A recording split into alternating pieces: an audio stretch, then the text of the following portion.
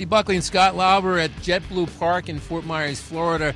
Red Sox manager John Farrell held his first formal meeting with the media today. And Scott, I was struck by the fact that a big league manager now has to be in step with plays at the plate and how all the rules changes have changed the way he does his job, instant replay, and now all these new rules to speed up the game. So you got to be a smart guy to be a manager now.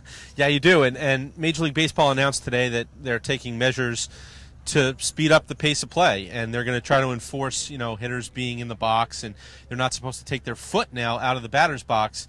There are some exceptions that are part of the rule that they will be allowed to do that for, but if they do, they'll be fined. Managers are going to have their players up to speed on all of this. Joe Torre will be coming into camp on the 28th to talk to the Red Sox. He's going to be making the rounds in Florida and Arizona, so there's going to be a lot of adjusting, and you're right, it's going to come down to, I think, managers having their players prepared for certain things that they're not used to. And something we talked about off camera is that the bench coach in Major League Baseball, in this case Troy Lavulo, that role becomes heightened now moving forward in baseball. Yeah, I think so. And look, it began with instant replay last year. All of a sudden the bench coach had to be sort of the conduit between the video person in the clubhouse and the manager in terms of letting the manager know if a play should be challenged or not.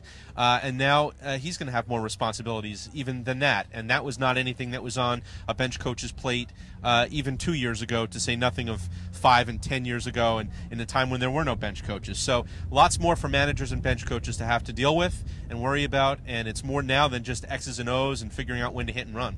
So I'm writing about John Farrell in tomorrow's Herald. What are you writing about? That's a segue. That's a segue. That's good.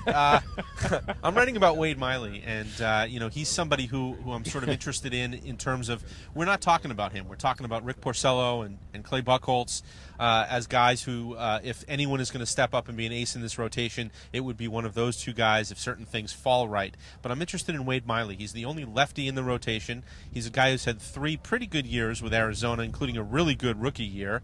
And he's somebody who's coming to a new league, an easier ballpark to pitch in, believe it or not, than Arizona was, and is someone who I believe can make that move toward a top of the rotation guy. I'm not sure he's an ace. I'm not sure he'll ever be that, but a guy who maybe could be a solid number 2 and a good lefty, and a guy that maybe we're overlooking a little bit here in camp.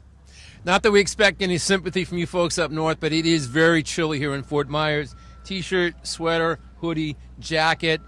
He's still cold, and he just keeps complaining. And it will be in the 80s this weekend, so take that. From JetBlue Park with videographer Bob Grime and Scott Lauber, I'm Steve Buckley.